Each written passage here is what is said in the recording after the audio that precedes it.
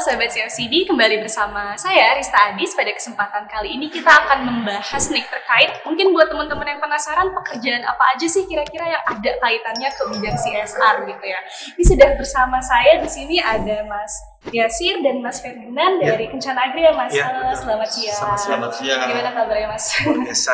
Baik ya, ini jadi dua mas-mas ganteng ini dari Kencana Agri ya Mas. Mungkin bisa diceritain dikit dulu nih Mas, Kencana Agri ini perusahaan apa sih Mas? Oke, terima kasih Mbak. Jadi Kencana Agri sendiri adalah perusahaan yang bergerak di bidang perkebunan kelapa sawit dan pengolahan kelapa sawit atau palm oil ya. Jadi kita berada di beberapa pulau di Indonesia, beberapa provinsi. Ada di Kalimantan Timur, ada di Kalimantan Selatan, kita juga ada di Bangka Belitung, kita ada di Sulawesi Tengah dan Gorontalo. Luas juga ya Mas. Berapa tadi luas arealnya? Kurang lebih sekitar 66.000 hektar termasuk plasma. I see.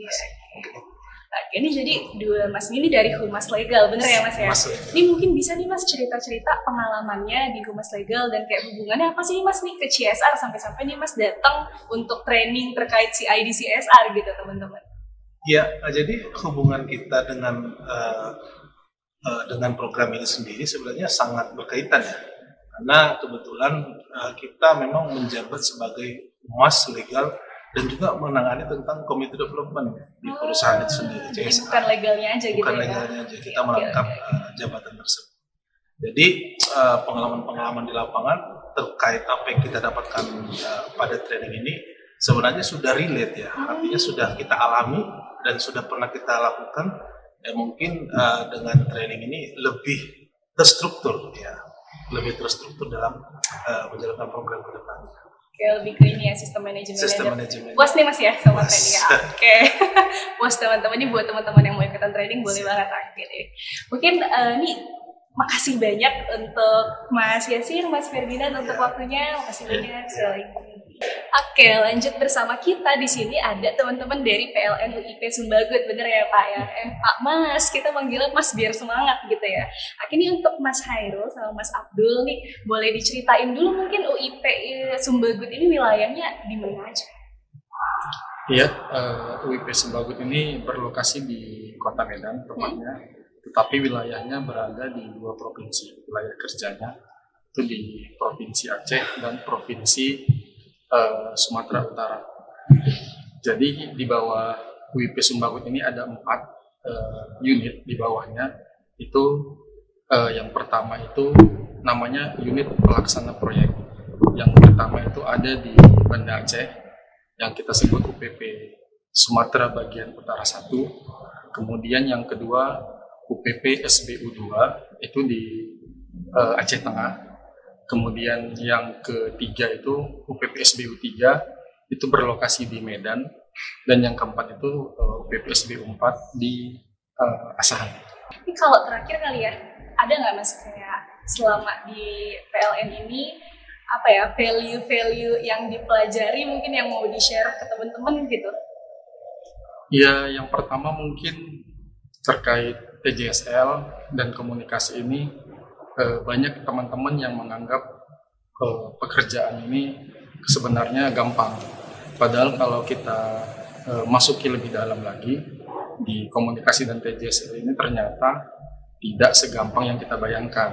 Oke, nah, seperti ya. Iya, karena kita ikuti pelatihan ini seperti pelatihan hari ini yang kita jalani, itu ternyata sangat banyak insight baru yang mungkin menjadi pembelajaran kita ke depannya. Jadi kita mungkin lebih aware, lebih berhasil ke depannya itu untuk pelaksanaan program TJSL bila mengikuti pelatihan ini. Seperti itu, apalagi untuk penerapan ISO 26000. Oke, jadi lebih banyak insight baru ya dari training ini. Dan karena tadi kan Humas ya hubungan dengan orang, pasti dengan orang yang berbeda, orang beda karakter, beda sifat, itu ya susahnya justru ya. Oke, jadi makasih banyak ya Mas sudah berbagi. Oke, jadi teman-teman ini selanjutnya ada dari teman-teman dari PT Mitigasi Iklim, bener ya Mas? Ini ada Mas Budi, ada Mas Wijaya juga. Halo Mas. Nih. Halo. Tapi kayak teman-teman belum tahu nih PT Mitigasi Iklim kira-kira bergerak di bidang apa, PT terkait apa. Boleh dong Mas diceritain dulu gitu mungkin sedikit terkait perusahaan. Oke, terima kasih. Kami dari PT Aksi Mitigasi Iklim, sebuah perusahaan service provider. Perusahaan kami melayani semua aspek penyiapan dari satu proyek yang sebenarnya dalam garis besarnya adalah terkait dengan mitigasi iklim, seperti pengurangan emisi, pengurangan karbon, penyerapan karbon, dan segala macam. Jadi kami melayani satu proyek atau proyek-proyek yang berusaha untuk mengurangi emisi dan penyerapan karbon. Oh, oke. Berarti kalau misalkan dibilang lebih ke advisor, bener nggak? Ya, kami sebenarnya ada aspek advisor, tapi kami juga menyiapkan dari aspek tidak hanya advisory, tapi kami juga melayani dari aspek manajemen.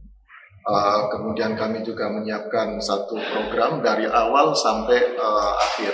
Jadi ini lebih the holistic service, termasuk penyiapan sumber daya manusianya juga. Jadi penerapan ESG-nya ya, perusahaan itu seperti apa nantinya gitu. Betul, ya. Kalau misalkan Mas Wijaya sendiri nih, kalau misalkan dari data aku kan PM ya, ini ada perbedaan nggak sih dengan PM antara PM sama ESG advisor gitu terkait tupoksinya?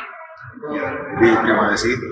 Jadi secara substansi, project manager itu meng-cover ke sistem manajerialnya. Jadi itu relate dengan ESG advisor. Jadi segala sesuatu yang kita rencanakan, baik itu persiapan pun itu kita laporkan ke ESG advisor untuk mendapatkan dukungan dari sisi teknis, masukan dan arahan sehingga eksekusi nanti dari sisi projectnya dapat inline. Oke. Ini terakhir kali ya, aku mau tanya mungkin ada pengalaman menarik nggak nih Pak selama bekerja gitu yang bisa di-sharing ke teman-teman semua?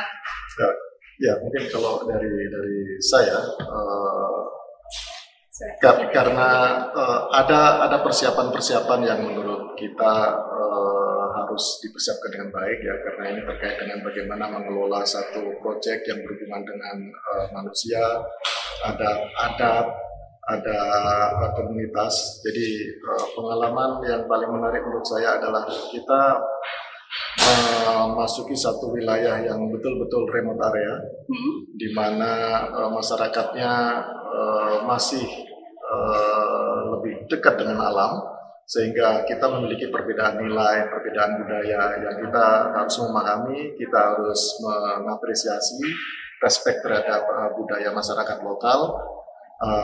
Dalam proses itulah kami berinteraksi, dan menurut saya itu sangat menarik, apalagi di daerah-daerah pedalaman seperti Papua. Itu membutuhkan satu upaya yang lebih besar ya, dari sisi geografis. Bahasanya gimana Pak? Bahasa kebetulan mereka semua bisa berbahasa Indonesia. Kita beruntung semua penduduk Indonesia bisa bahasa Indonesia. Tapi tetap saja kita perlu adaptasi yang cuma tadi ya karena ada perbedaan nilai. Betul. Gitu ya Pak ya. Tapi itu cara ininya gimana Pak? Menengahinya gitu? Ya, jadi paling awal kita harus respect terhadap budaya mereka. Kita harus memahami bahwa kita berbeda dengan mereka dan kita respect terhadap mereka, dan kita sebagai tamu harus memberi penghormatan yang lebih dalam terhadap mereka. Di mana kaki dipijat, di sana langit dijunjung. Betul, gitu ya. Oke, ini menarik sekali ya teman-teman terkait pekerjaan-pekerjaan apa sih yang berkaitan dengan CSR. Tapi mungkin kita cukupkan sampai di sini dulu. Terima kasih Mas atas sharing-sharingnya. Buat teman-teman jangan lupa untuk di-like, komen, dan di-subscribe, dan di-share ke teman-temannya, keluarganya, saudara-saudaranya, semuanya. Oke. Sekali lagi, makasih. Sampai ketemu lagi. Semoga kita ada kesempatan untuk ketemu lagi, dan sampai jumpa teman-teman.